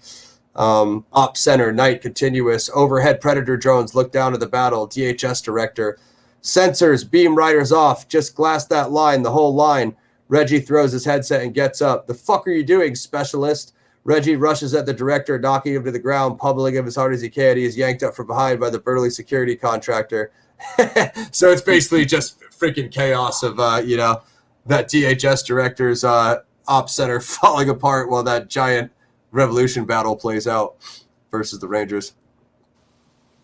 It's a big one. It's a big battle. Yeah. And it's like, who is Reggie now? They haven't built up Reggie or anything. To do it. Yes, that's what I love. It's just like the further it goes, they just start adding more and more guys to the point where it's just like, dude, like a friggin' yeah. Oh, okay. Fuck yeah. Let's go to when the DHS director dies. Fuck it. Just because we're here. Light, sparks, and smoke. The militia. This is gonna give even more guys that we're unfamiliar with. Light, spark, and smoke. The militia assaults through the op center, killing indiscriminately. Jay and Shane annihilate a bank of drone operators. Work brigade stooges go down as Daniel pushes into the room. The big security contractor comes up, slamming Daniel with an elbow. Daniel elbow drives him into the wall with his body and beats him up repeatedly with the butt of his rifle. He follows up with a double tap as the director cowers on the ground. To DHS director, no, please. Chad rams his rifle into the director's mouth and fires. Reggie lies dead nearby. Shane tosses an incendiary grenade as they move out. Who the hell was Chad? Do you remember a Chad? I don't remember a Chad. And they made the freaking DHS director up to be this huge badass when you already had those other main villains, and then Chad made it such a big event to freaking double tap him in the mouth with the rifle. Freaking page. How are we doing on time? Yeah, we'll wrap soon, guys. We're just going to take you out a little bit. Page 148, the Ranger captain. This is your fucking home. Hold it. Yeah. There's just some more chat in there. It just gets out of control there, guys. But there's that big fight. I like that rave scene in the night vision. That was badass. I mean, I basically think take the more native themes, the Lakota thing. I want to see that versus the demonic energy. I do like the 3D gun print thing. That was cool. A little bit shorter scenes in parts and just better flow. You know what I mean? I think take the best parts out of both and just I'd say that's probably how they would wield it all together and fix it. I guess okay, we could probably briefly run over this ending actually, just to be honest with you, because I was like extremely confused by this. This is where the shapeshift happens, and they're trying to. Simon is trying to switch bodies with Daniel. He's trying to take over his body or whatever. They're trying to bring out. The way I read it, if I remember, they're trying to bring out something that's in Daniel. This spirit, basically. Yeah, they do another ritual, which is similar to the ritual Daniel was seeing in the beginning. Of their grandfather, the Nazi officer, and again, like what it just said that he was like a Nazi in Nazi Germany, but it didn't ever say if like he was SS, like, you know what I mean. So I think his character would have required a little bit more background and more in order to fully realize this. But yeah, it's like basically one of the last scenes. They've captured Daniel and Kelly. Spoiler alerts, guys. Sorry, you can skip over if you don't want to hear the ending. And they're basically doing this ritual, which similar to the one they were doing at the Grove, which the whole thing of them trying to get the book. And this is where he tells them, like, oh, we had the demonic energy all along. We didn't need the book. And I was just like, all right, why? You know what I mean? Yep. That threw me off. But it's an interesting scene. I think it needs a little bit more polishing on, to be honest with you. You know what I mean? Yeah. Yeah, you can tell there. It's just it does get a little crazy. It's like, okay, they want to kill him, but they don't want to kill him. I don't know. And they both have that same dream sequence ending, right? Which with him like seeing over the dream sequence and the kind of voiceover narration. I thought we could probably do a little bit better of an ending, since there's like clearly so much effort in all these other acts. You know what I mean? Like, right. Right. Just my opinion, guys. But I don't know. Check it out, guys. Whip over to Greg's site, the Graystate WordPress. Get copies of both. Check them out. Let us know what you guys think in the comments. Which one do you like better? Do you like 2013 better? Do you like 2014 better? Do you like either of them? What else would you guys like to see from this universe? There's some cool characters. There's definitely some cool kills. There's some grimy stuff. Like me and Greg said, there's probably just a little bit too much. I think it would be pretty tough. I think if you saw an industry rewrite, I think that you would see a lot of the stuff get clipped. You know what I mean? And just probably stick to a couple main good guys, a couple main bad guys, and you know Hollywood guys, they like to simplify stuff. Unless someone's going to put up the most amazing independent budget that we've ever seen and literally do it 100% accurately. I don't even know how that'd be. I guess if you crowdfunded like $10 million, I don't even know if that'd be enough. You know what I mean? So, But if you had some amazing director that knew how to stretch a budget, like the guy that did Deadpool 1, you know, you could probably get something done. But how do you get those people? You know? Yeah. Got to have a really good pitch, I think. And there's for sure just too much here. You know, how do you break all of this down into a couple of sentences, into a 2-sentence pitch? You know, it'd be really, really difficult, especially trying to describe the ending and what happens at the ending. You know, I don't know too many people who get beat up so bad that this demon comes out of them and they're all of a sudden wrestling with it, fighting with it. They think that they win, and then they end up losing. And then they end up in a cab at the end. Daniel ends up in a car with Simeon, and they're just driving. And I was like, which means like he controlled him, so you know what I mean. Basically, basically. Yeah. That whole little stadium scene when they're up there in that little ritual room, and then it's like the big Roman Colosseum outside for the bread and circus. It's like, I got it, but there was just something that didn't land right. You know what I mean? Like I ate it, but it didn't stick to my ribs. You know what I'm saying? Like, I don't know. I just expected so much more, especially like you said, since that Bohemian Grove scene was such a peak. You know what I mean? And then you kind of go to these valleys, and then you go to this scene that, and again, I think a lot of it is because you're reading it. So if you're watching it on screen, it helps, like you said, with the visualization. But just reading it, I was kind of like, dude, I'm kind of lost. I can't even tell if he's trying to like steal his body, or if they're trying to switch bodies or inherit bodies, or if he's going to be both bodies. Is it a hive mind? What are we doing with this thing? You know what I mean? And partly that's because they never fully fleshed out that that satanic sect of what exactly they do. You know what I mean? Right. With the Nazi thing to the Bohemian Grove thing. You know what I mean?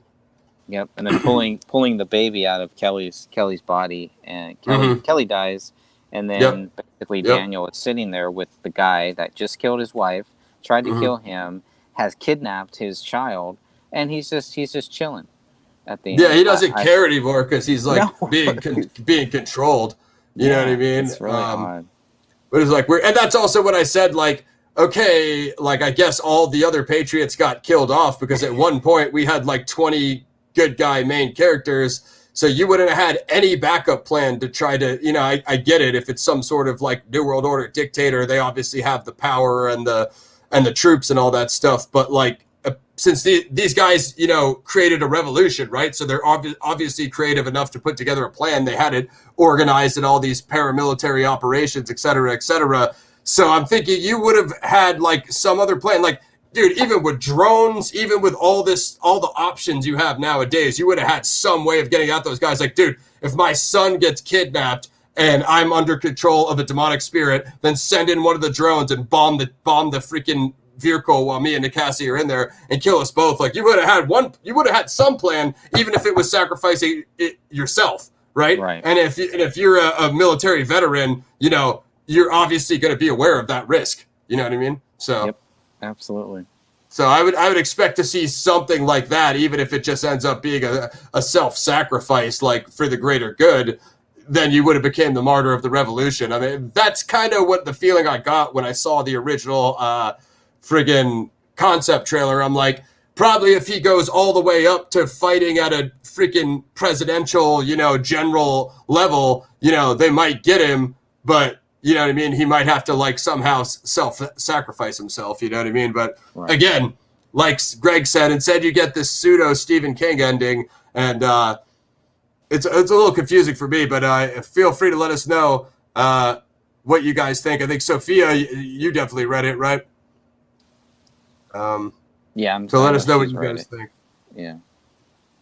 But yeah, this is cool. Like I said, I definitely think for me this one was a lot closer what I was looking for. I totally feel you on the police state concept though, but I think that's something that could easily be weaved in and out of. Like you're gonna have your main character storyline, right? You're gonna have that for a backdrop, and then yeah, if it's this pure evil, then you know you're gonna have some sort of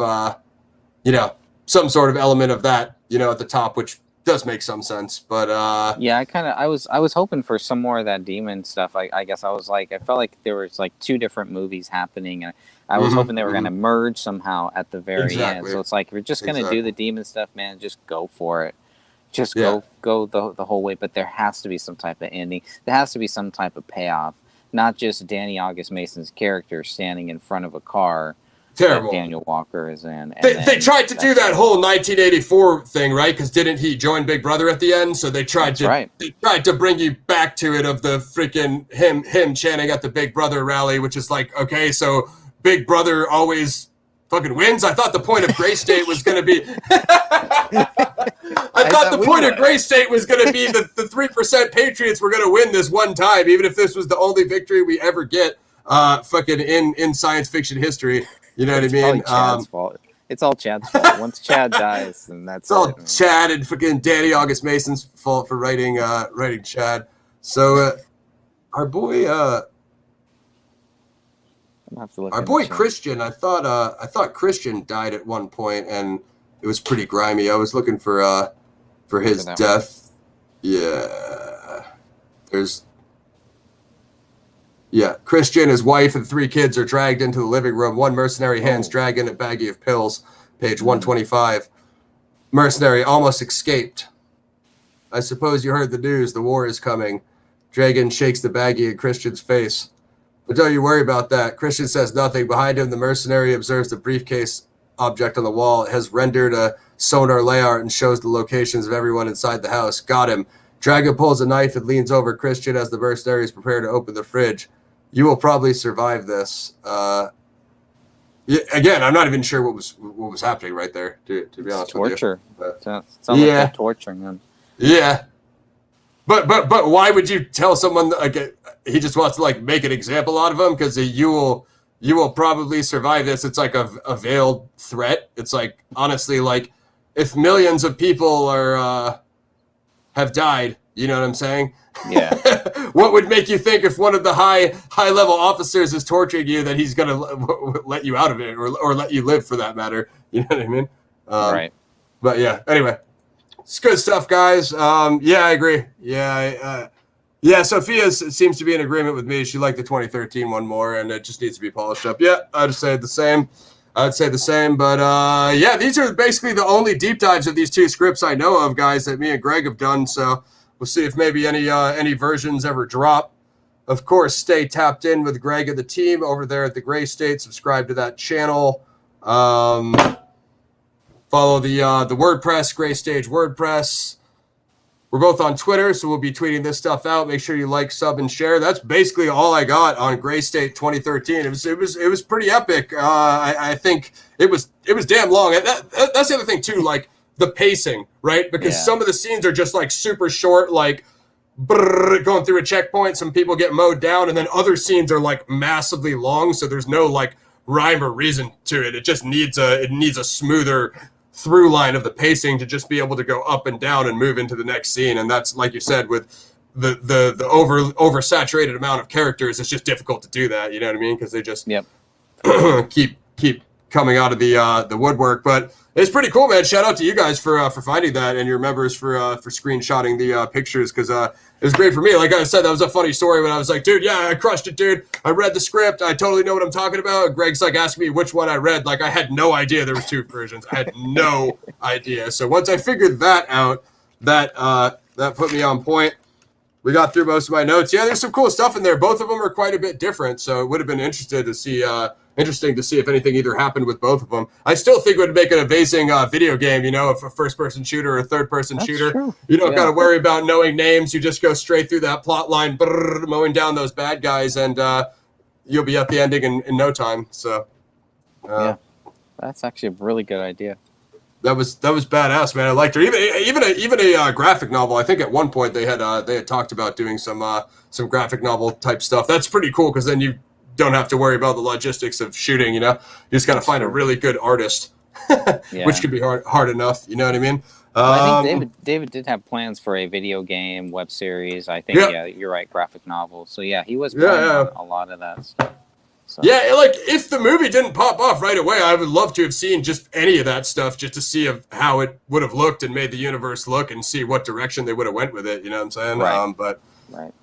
Who knows what's going to happen now? But yeah, guys, let us know. Script version 1 versus script version 2. Completed both of our deep dives. This one was a little discombobulated. We jumped around a little bit, but that's because many parts were very confusing to us. So that's just that's the thought patterns we were led in. But no, there's some cool stuff. There's some good dialogue. There's some good scenes. There are some good characters. I think it just needs a little bit of polishing. But it was cool, man. I would love to see something like that. It's been a while since there was a Red Dawn type of thing. I was telling you about Bushwick last time, right? You got to check that one out. That's pretty nuts too. I'll check that. And like I said, an Operation Paperclip movie, dude. I don't know if it'll ever happen, but you know, maybe I just need to write one of those, because I think that's a crazy story that needs to be told. You know, there's a lot out there about it, but you know, again, that's. As soon as I saw the Nazi reference, like I said, I was automatically thinking like Operation Paperclip, and then when it went into like a completely different direction, I was like, you know, it's one of those times I tried to predict it, and I was like, okay, yeah, I guess we're just doing Bohemian Grove on this one, like whatever. But again, like Greg said, it was a sick scene. You know, I do think Bohemian Grove is a little bit like overblown. I would have liked to seen something like a little bit fresher, like, you know, like again with the Nazi thing, I would have expected to see the Black Sun, the Vril Society, you know, like any of those black magic occultic groups that were supposedly in contact with, you know, extra dimensional forces. Like I think that would have given you a pathway to explaining the demonic, you know, concept, you know what I mean? Absolutely. And then the Order of the Golden Dawn, you know what I mean? I would have expected to see a lot more of that stuff, but who knows? It'll be again, like we said, Hollywood doesn't exactly jump at these topics to make films about, even though you do see little, you know, freaking breadcrumbs of stuff here and there. But it'd be cool if you ever got a full. That was the thing. Graystate was supposed to have the full scale everything. You know what I mean? That's what we were promised, and it never came. You know what I mean? That's what I really wanted to see. But man, who knows? It's an interesting script though. I think you guys should definitely check it out, read it. Let us know what you think in the comments. That's the 2013 version. Quite a bit different than the version that we did last time, but there's some cool stuff in both of them. So rest in peace to David Crowley. You guys can keep up with these guys at the group. It's the Justice for David Crowley and Family group on Facebook. Stay tapped in with Greg. I mean, just drop all your places to find you. Yeah, that's basically it. Yeah, you can join our group. We also have a new Rumble channel, so we're also on Rumble now, kind of still figuring that out. But generally, if you just search, I'm trying not to say Google search, but if you just search for The Graystate, David Crowley, all of our stuff will come up. You'll get our website, our videos, all of that stuff. You could take a deep dive, just like we're doing now. Anybody can do that. Anyone can go and look at these documents, download these documents, and figure it out for yourself. You can decide for yourself. The group, a lot of what happens in the group is a think tank. The purpose of the group is to get justice for David Crowley and his family. That is the purpose of the group. Nothing is going to stop us from continuing that. So thank you, brother. Absolutely. I really appreciate you having me on. Yeah, man. No, it's awesome, man. I follow what you guys do over there as much as you can. You guys have got the podcast, and you've had some recent breakthroughs with Tony Floyd posting some new material lately.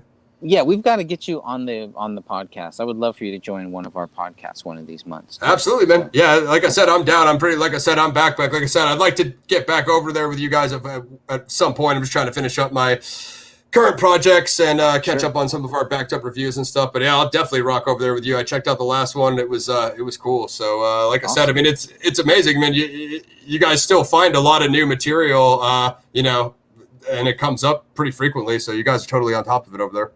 Yep. Never give up. Never give up. That's it. Absolutely, man. Yeah, support these guys. Subscribe to all their channels, and you can like, sub, and share. Shout out to everybody from the group that came over and subbed with me. And yeah, we'll be doing more stuff with Greg. We'll hopefully have him on for some some of the wrestling commentary, and hopefully get you back for the Zodiac review. I'm trying to do a Zodiac review hopefully next month and get like a few people that know the case really well and stuff, because it's an amazing movie, and I think I've only seen it like once, so want to run that back as well. So check out my series, The Zodiac Files, episode 3 coming soon. That is our 2013 Graystate script deep dive. And shout out to my man Greg for coming through. Until next time. Thanks, guys.